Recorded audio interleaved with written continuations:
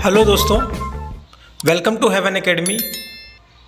आज मैं आपके लिए राजस्थान के पुरातात्विक जो स्रोत हैं उनकी सीरीज़ लेकर हाजिर हूँ, जिसमें पार्ट फर्स्ट करेंगे हम सबसे पहले। ठीक है फ्रेंड्स, तो हम शुरू करते हैं राजस्थान के प्रमुख शिलालेख और अभिलेख। ठीक है, अभिलेख पहला क्वेश्चन है हमारा। अभिलेख जो प्राचीन राजस्थान में भागवत और वैष्णव संप्रदाय के प्रभाव की पुष्टि करता है, निम्न में से कौन सा है? तो फ्रेंड्स अब देख लीजिए, घोसुंडी जो शिलालेख है, घोसुंडी जो शिलालेख है फ्रेंड्स, उसके बारे में पहले मैं आपको कुछ फैक्ट बता देता हूँ। घोसुंडी का शिलालेख द्वितीय शताब्दी ईसा पूर्व प्राप्त हुआ था और जो चित्तौड़गढ़ से प्राप्त हुआ था फ्रेंड्स। ठीक, जो भाषा है वो संस्कृत है और लिपि है जो ब्राह्मी लिपि है। ठीक है, घोसुंडी शिलालेख है वो दूसरी शताब्दी ईसा पूर्व प्राप्त हुआ था और घोसुंडी शिलालेख चित्तौड़गढ़ से प्राप्त हुआ था। इसकी भाषा संस्कृत थी और लिपि ब्राह्मी थी। ठीक है, और इसको पढ़ने का सबसे पहले जिसने पढ़ा था इस शिलालेख को, वो D.R. भंडारकर के द्वारा पढ़ा गया था। और वैष्णव संप्रदाय का सबसे प्राचीनतम जो स्रोत है वो यही अभिलेख है। ठीक है फ्रेंड्स, इसमें अश्वमेघ की मान्यता मिलती है, यानी कि अश्वमेघ भी का प्रचलन था उस टाइम, इस प्रकार की मान्यता मिलती है फ्रेंड्स। ठीक है, और घोसुंडी शिलालेख कहाँ से प्राप्त होता है? चित्तौड़गढ़ से, दूसरी शताब्दी ईसा पूर्व, और इसकी भाषा संस्कृत है और लिपि ब्राह्मी है। ठीक है फ्रेंड्स, ठीक से याद रख लीजिएगा, ये अच्छे फैक्ट हैं, इस तरह के एग्जामिनर क्वेश्चन पूछ लेता है। ठीक है फ्रेंड्स, आगे चलते हैं अपने क्वेश्चन की तरफ। पहले इसका आंसर देख लीजिए, हमारा आंसर होगा घोसुंडी शिलालेख, जो वैष्णव संप्रदाय के प्रभाव की पुष्टि करता है। ठीक है फ्रेंड्स, आगे चलते हैं। घोसुंडी शिलालेख स्थित है, मैंने अभी आपको बताया था, घोसुंडी शिलालेख कहाँ स्थित है? चित्तौड़गढ़ में। ठीक है फ्रेंड्स, आगे चलते हैं। घोसुंडी अभिलेख की भाषा लिखी गई है, घोसुंडी भाषा तो कौन सी थी? संस्कृत। और लिपि कौन सी है फ्रेंड्स? लिपि है ब्राह्मी। ठीक है, लिपि ब्राह्मी है, चित्तौड़गढ़ से प्राप्त हुआ है, और इसकी भाषा मैंने बताया थी आपको, संस्कृत है, लिपि ब्राह्मी है। और इसके सबसे पहले किसने पढ़ा? D.R. भंडारकर के द्वारा पढ़ा गया, और इसमें अश्वमेघ का प्रचलन के अवशेष भी मिलते हैं। ठीक है, ये इंपॉर्टेंट अभिलेख है, यह शिलालेख है फ्रेंड्स।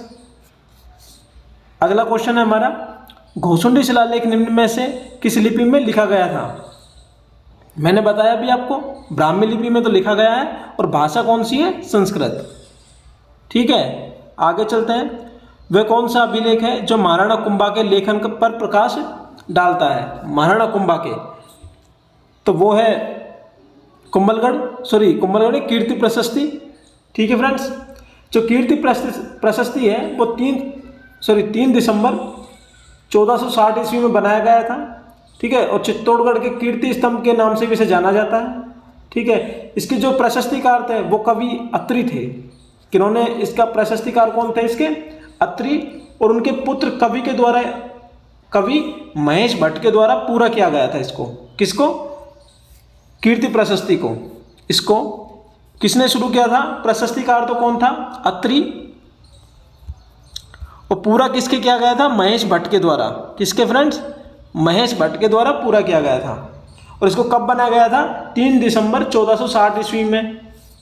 इसमें 3 से 8 श्लोक लिखे हुए हैं।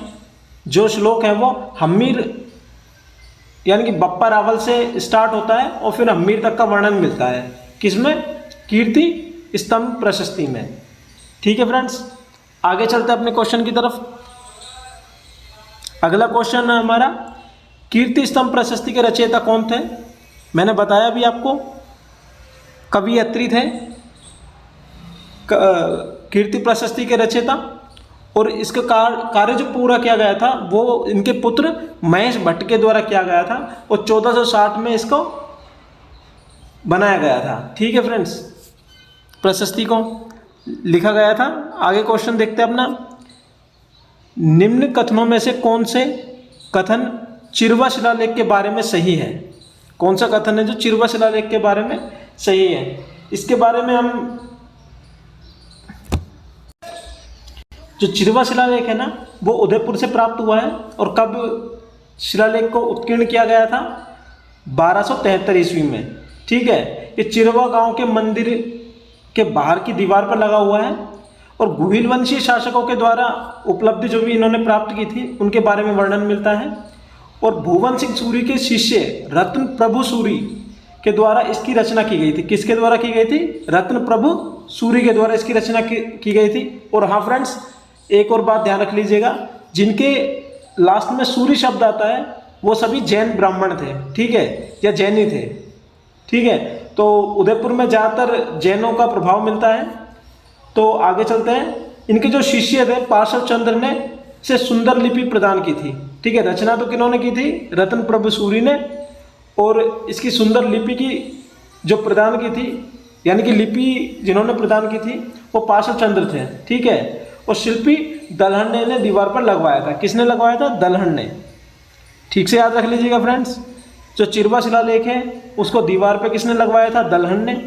और इसकी लिपि जिसने तैयार की थी वो था पार्श्व चंद्र। और इस शिलालेख की जो रचना की थी वो रत्न प्रभु सूरी ने की थी, 1273 में की थी उदयपुर में। और चिरवा जो मंदिर है ना, उसकी चिरवा गांव में जो मंदिर है उसके बाहर दीवार पर लगाया गया था इसको। ठीक है फ्रेंड्स, और इसमें गुहिल शासकों के बारे में उपलब्धियों का वर्णन मिलता है। ठीक है फ्रेंड्स, आगे चलते हैं अगले क्वेश्चन की तरफ। तो हमारा आंसर देख लेते हैं पहले। हमारा 1273 में संस्कृत भाषा में उत्कीर्ण है। अगला है रत्न प्रभु सूरी, इसके प्रशस्तिकार थे। ठीक है, इसके शिल्पी थे दलहन थे, सही है। अग्निकुंडल से उत्पन्न राजपूतों का इसमें उल्लेख मिलता है। तो फ्रेंड्स, इसमें अग्निकुंडों से नहीं मिलता। ठीक है, तो ये वाला गलत होगा। बाकी हमारे 1, 2 और 3 ये ऑप्शन नंबर फर्स्ट, सेकंड और थर्ड, ये तीनों सही होंगे। तो हमारा आंसर होगा ऑप्शन नंबर 2। ठीक है फ्रेंड्स, आगे चलते हैं अगले क्वेश्चन की तरफ। चिरवा शिलालेख किस राजवंश के शासकों का उल्लेख मिलता है? ठीक है फ्रेंड्स, किसका मिलता है? चिरवा जो शिलालेख है वो मिलता है मेवाड़ के शासकों का। ठीक है, उनकी उपलब्धियों के बारे में वर्णन मिलता है गुहिल वंशों के बारे में, क्योंकि मेवाड़ के जो राजा थे वो गुहिल वंशी थे। ठीक है फ्रेंड्स, आगे चलते हैं। अगला क्वेश्चन आता है हमारा 7वीं शताब्दी की रचना राज प्रशस्ति महाकाव्य के रचयिता कौन थे? राज प्रशस्ति, इसके रचनाकार थे रणछोड़ भट्ट। ठीक है फ्रेंड्स, राज प्रशस्ति की जो रचनाकार थे वो कौन थे? रणछोड़ भट्ट। और कब इसकी रचना की गई थी? 17वीं शताब्दी ईसा पूर्व में। सॉरी, ईसा पूर्व में नहीं, 17वीं शताब्दी में की गई थी। ठीक है फ्रेंड्स, अब मैं आपको बता दूं इसके बारे में कुछ और फैक्ट भी हैं, कुछ बहुत इंपॉर्टेंट फैक्ट है, वो देख लीजिएगा। और फ्रेंड्स, एक बात ध्यान रखना, इन फैक्टों को नोट डाउन कर लीजिएगा प्लीज़, जिससे आपकी तैयारी अच्छी हो जाएगी और इन फैक्टों से ही क्वेश्चन ज़्यादा बनते हैं। ठीक है, ये जो भी शिलालेख है या अभिलेख है वो इंपॉर्टेंट है मोस्ट। ठीक है फ्रेंड्स, फैक्ट देख लीजिए राज प्रशस्ति का। ये प्रशस्ति जो बनाई गई थी वो 1676 ईस्वी में राजसंबंध में बनाई गई थी। तो ये विश्व की सबसे बड़ी प्रशस्ति है। ठीक है फ्रेंड्स, और इसको जो बनाया था, इसके रचनाकार थे, रचयिता थे, वो थे रणछोड़ भट्ट तेलंग। ठीक है फ्रेंड्स, तो महाराणा राज सिंह के आदेश से बनाया गया था। कौन सी झील में? राजसमंद झील में बनाया गया था फ्रेंड्स। और नौचों की पाल की ताकों में लगी हुई 25 काले पत्थरों की बड़ी बड़ी शिलाओं पर संस्कृत भाषा में 24 सर्गों में उत्कीर्ण है। कितने? 24 सर्गों में, संस्कृत में 24 सर्गों में उत्कीर्ण है। ठीक है, और 1106 श्लोक हैं इसमें। और इसमें जो राजसंबंध का निर्माण किया गया था इस प्रशस्ति का, ठीक है, इसमें 14 वर्षों में जो अकाल पड़ा था यहाँ पे, उसमें श्रमिकों के लिए काम देने के लिए इसका निर्माण करवाया गया था। और हमारे देश में ये सबसे बड़े शिलालेखों में से एक पाषाण पट्टिका है। ठीक है फ्रेंड्स, ये महाराणा अमर सिंह के द्वारा की गई मुगल मेवाड़ संधि का वर्णन मिलता है इसमें। हाँ क्वेश्चन हाँ फ्रेंड्स, ये वाला ध्यान रख लीजिए, ये वाला फैक्ट इंपॉर्टेंट है कि महाराणा अमर सिंह के द्वारा जो संधि की गई थी मुगलों से, वो किस प्रशस्ति में हमें उत्कीर्ण मिलता है या हमें किस साक्ष्य मिलता है? तो वो किससे मिलता है हमें? वो राज प्रशस्ति से मिलता है फ्रेंड्स। ठीक है, अगले क्वेश्चन की तरफ चलते हैं और हमारा आंसर होगा इसमें रणछोड़ तेलंग। अगला क्वेश्चन है हमारा,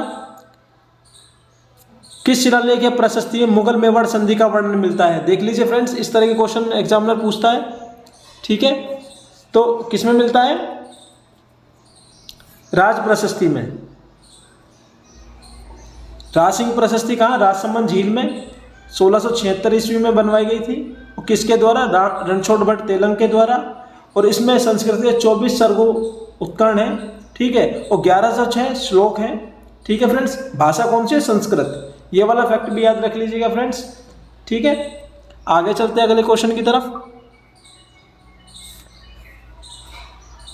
अगला क्वेश्चन है हमारा,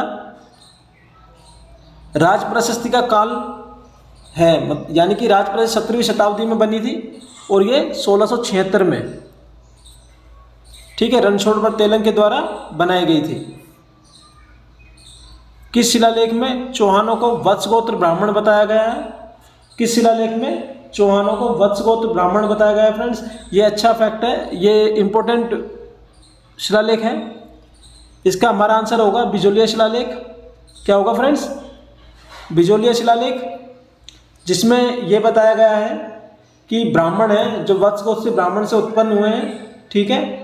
और ये लेख है जो दिगंबर जैन श्रावक लोलाक ने पार्श्व मंदिर के कुंड के निर्माण की स्मृति में लगाया था।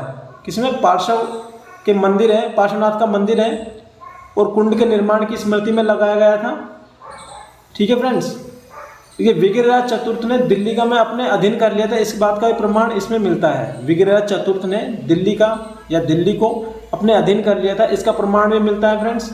और ये जो शिलालेख है जो हमें प्राप्त हुआ बिजोलिया 1170 ईस्वी पुराना शिलालेख है, ठीक है फ्रेंड्स। कितना? 5 सितंबर 1170 ईस्वी पुराना शिलालेख है और ये भीलवाड़ा के बिजोलिया गांव से प्राप्त हुआ है। और कहाँ से प्राप्त हुआ है? पार्श्वनाथ के मंदिर के पास ही एक चट्टान है, वहाँ से प्राप्त हुआ है, ठीक है फ्रेंड्स। और अजमेर व सांबर के चौहान वंशी शासकों को वत्स गोत्रीय ब्राह्मण बताया गया है।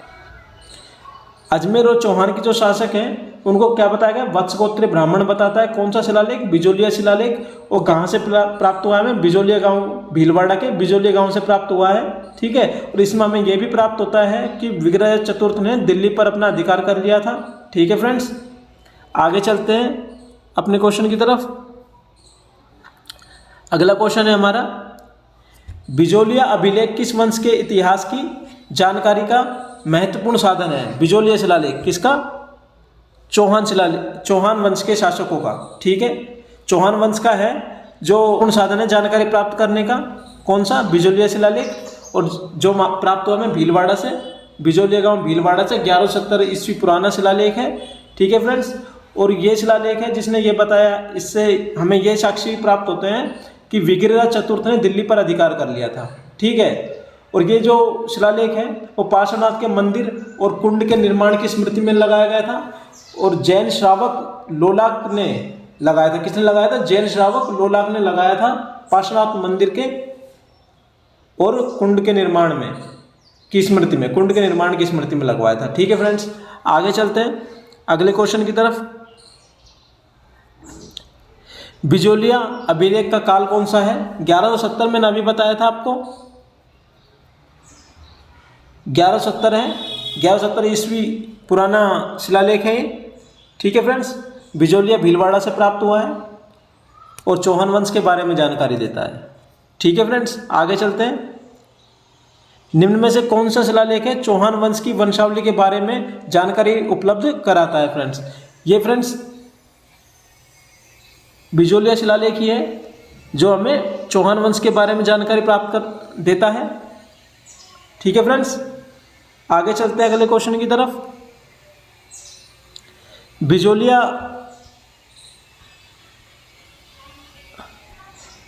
लेख के अनुसार सांबर झील का निर्माण किसने करवाया था? ठीक है फ्रेंड्स, बिजोलिया झील के अनुसार सांबर झील का जो निर्माण करवाया था किसने करवाया था? वासुदेव ने, ठीक है फ्रेंड्स, वासुदेव ने करवाया था।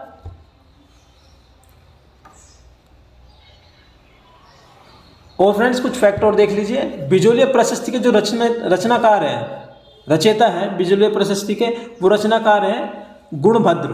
कौन है फ्रेंड्स? गुणभद्र। ये फैक्ट याद रख लीजिएगा। जो बिजोलिया शिलालेख है, बिजोलिया को गुणभद्र के द्वारा रचना की गई थी। किसके? गुणभद्र के द्वारा फ्रेंड्स, ठीक है। और यह अभिलेख है जो पृथ्वीराज तृतीय के पिता सोमेश्वर का काल का है, ठीक है। किसके काल का है? उनके समकालीन है। किनके समकालीन है? पृथ्वीराज तृतीय के जो पिता है सोमेश्वर, उनके समकालीन है, ठीक है फ्रेंड्स। और इसके लिए यहाँ पे जो पुराने नाम थे, ठीक है, प्राचीन नामों के बारे में जानकारी मिलती है। जैसे कि वहाँ के क्षेत्र के जो प्राचीन नाम थे, जैसे कि जालोर को जबालीपुर बोलते हैं, ठीक है, सांबर को शाकंभरी, भीनमाल को श्रीमाल, बिजोलिया को विजयावल्ली और मांडलगढ़ को क्या बोलते हैं? मंडलकर। क्या बोलते हैं? मंडलकर, ठीक है फ्रेंड्स। इस तरह का फैक्ट क्वेश्चन पूछ लेता है कि कौन सा शिलालेख है जो राजस्थान के प्राचीन क्षेत्रों के बारे में पुराने नामों के बारे में जानकारी प्राप्त होती है जिस शिलालेख से, प्राचीन नगरों के बारे में, या फिर इस तरह पूछ लेता है कि प्राचीन नगरों के नाम की जानकारी किस शिलालेख से प्राप्त होती है। तो हमें याद रख लेना है कि वो बिजोलिया शिलालेख है, 1170 ईस्वी में प्राप्त हुआ था, बिजोलिया भीलवाड़ा से, ठीक है। और ये पार्श्वनाथ मंदिर के निर्माण में और कुंड के निर्माण की स्मृति में बनाया था। और जैन श्रावक जो लोलाक थे उनके द्वारा ये प्रशस्ति लगवाई गई थी, ठीक है। और ये किसके समकालीन था? ये सोमेश्वर पृथ्वीराज तृतीय के पिता के समकालीन था, बिजोलिया शिलालेख, ठीक है, 1170 ईस्वी में। और कहाँ लगा हुआ है ये? पार्श्वनाथ जो मंदिर है पार्श्वनाथ का, और उसके बाहर एक बड़ी चट्टान पे ये शिलालेख लगा हुआ है। और इसमें चौहान वंशीय शासकों को बताया, वत्स गोत्रीय ब्राह्मण बताया गया है। किसमें बताया गया है? बिजोलिया शिलालेख में फ्रेंड्स। हमारा आंसर होगा वासुदेव। आगे चलते हैं। जबालीपुर, शाकंभरी और भीनमाल जैसे प्राचीन नगरों का उल्लेख किस शिलालेख से प्राप्त होता है? तो फ्रेंड्स मैंने अभी बताया था आपको, ये प्राप्त होता है बिजोलिया शिलालेख से। किससे प्राप्त होता है फ्रेंड्स? बिजोलिया शिलालेख से, ठीक है। आगे चलते हैं। बिजोलिया शिलालेख किस चौहान नरेश के काल का है? ठीक है, बिजोलिया शिलालेख है जो बिजोलिया शिलालेख किस चौहान नरेश के काल का है फ्रेंड्स? तो हमारा आंसर होगा इसमें सोमेश्वर पृथ्वीराज तृतीय के पिता थे। 1170 ईस्वी में पुराना है यह शिलालेख, और ये पार्श्वनाथ के मंदिर के बाहर बड़ी चट्टान पे लगा हुआ है। और किसने लगवाया था फ्रेंड्स? ये जो लेख है वो जैन श्रावक लोलाक ने पार्श्वनाथ के मंदिर और कुंड के निर्माण की स्मृति में लगवाया था, ठीक है फ्रेंड्स। और इसमें हमें यह भी प्राप्त होता है कि विग्रह चतुर्थ ने दिल्ली पर अधिकार कर लिया था, ठीक है फ्रेंड्स। आबू के अभिलेख के लेखक कौन है? आबू के अभिलेख के लेखक कौन है? इसका आंसर होगा हमारा शुभचंद्र। कौन होगा फ्रेंड्स? शुभचंद्र। आबू के जो अभिलेख है उसका लेखक कौन है? शुभचंद्र। इसके बारे में कुछ और फैक्ट है वो मैं आपको बताता हूँ, आप नोट डाउन प्लीज कर लीजिएगा, ठीक है। ये बहुत इंपॉर्टेंट फैक्ट है कि आबू का जो शिलालेख है ना वो नेमिनाथ के मंदिर की प्रशस्ति में लगा हुआ है। कहाँ लगा हुआ है? नेमिनाथ जी की मंदिर है उनकी प्रशस्ति में लगा हुआ है। और ये कितना पुराना है? 1230 ईसा पूर्व पुराना है फ्रेंड्स, ठीक है। और ये सोमेश्वर देव के इसकी रचना जो की गई थी, फिर सोमेश्वर देव ने आबू के जो शिलालेख की जो रचना की गई थी वो किसके द्वारा की गई थी? सोमेश्वर देव या शुभचंद्र के द्वारा, ठीक है फ्रेंड्स। ये दो नाम हैं जो हमें प्राप्त होते हैं अभिलेखों से। किनके द्वारा?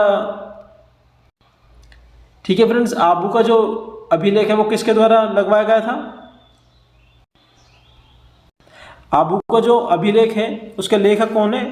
शुभचंद्र। और इसको क्या बोलते हैं? एक नाम और इनका वो है सोमेश्वर देव। क्या है फ्रेंड्स? सोमेश्वर देव, ठीक है फ्रेंड्स। तो आप याद रख लीजिएगा, ठीक है फ्रेंड्स। और कब कितना पुराना है? 1230 ईसा पूर्व पुराना है फ्रेंड्स, ठीक है। आबू का जो शिलालेख है उससे हमें परमारों और वास्तुपाल और तेजपाल के वंशों के बारे में जानकारी मिलती है। किसके बारे में फ्रेंड्स? परमार वंश के बारे में और वास्तुपाल और तेजपाल के बारे में। ठीक है फ्रेंड्स, आगे चलते हैं अपने क्वेश्चन की तरफ। और फ्रेंड्स हाँ, एक फैक्ट और देख लीजिए कि इसे जो सूत्रधार था, ठीक है फ्रेंड्स, इसका जो सूत्रधार था वो चंडेश्वर था, उसने खोदा था इसे। ठीक है फ्रेंड्स, किसने? चंडेश्वर ने। अगला क्वेश्चन है हमारा,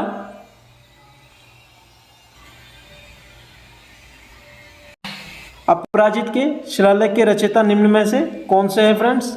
अपराजित के शिलालेख है, जो रचयिता है अपराजित के, वो है दामोदर। ठीक है फ्रेंड्स, और अपराजित के कुछ और फैक्ट हैं वो देख लीजिए आप कि अपराजित जो शिलालेख है उसके रचयिता तो दामोदर है। ठीक है फ्रेंड्स, और ये कितना पुराना? 661 ईस्वी का है यह शिलालेख। और जो हमें ये प्राप्त होता है वह मेवाड़ के नागदा गांव से प्राप्त होता है। ठीक है, कुंडलेश्वर मंदिर में से। ठीक है फ्रेंड्स, कहाँ से मिला है? नागदा गांव में कुंडलेश्वर मंदिर में से प्राप्त हुआ है। और इसमें गोहिल शासक अपराजित की उपलब्धियों के बारे में वर्णन मिलता है फ्रेंड्स। किसके बारे में? अपराजित जो शासक था गोहिल वंश का, उसके बारे में वर्णन मिलता है। ठीक है फ्रेंड्स, राजस्थान के प्रमुख शिलालेखों का पार्ट फर्स्ट हमारा पूरा हो चुका है। ठीक है फ्रेंड्स, आपको हमारे द्वारा दी गई जानकारी कैसी लगी फ्रेंड्स? वीडियो को लाइक कीजिएगा, चैनल को सब्सक्राइब कीजिएगा फ्रेंड्स, और वीडियो को प्लीज़ कंप्लीट पूरा देखिएगा, स्किप कर ना देखिएगा फ्रेंड्स, क्योंकि ये इंपॉर्टेंट क्वेश्चन है फ्रेंड्स। सबसे पहले हमारी तैयारी का आधार यही होता है कि हमारे जो भी प्रीवियस क्वेश्चन है, प्रीवियस ईयर में आए हुए जो भी क्वेश्चन है हमारे, उसको कंप्लीट कर लिया जाए, उसके बाद हम आगे बढ़े फ्रेंड्स। और इससे हमें ये भी पता लग जाता है फ्रेंड्स क्वेश्चन किस तरह का बनता है। ठीक है friends, thank you, good luck friends, bye.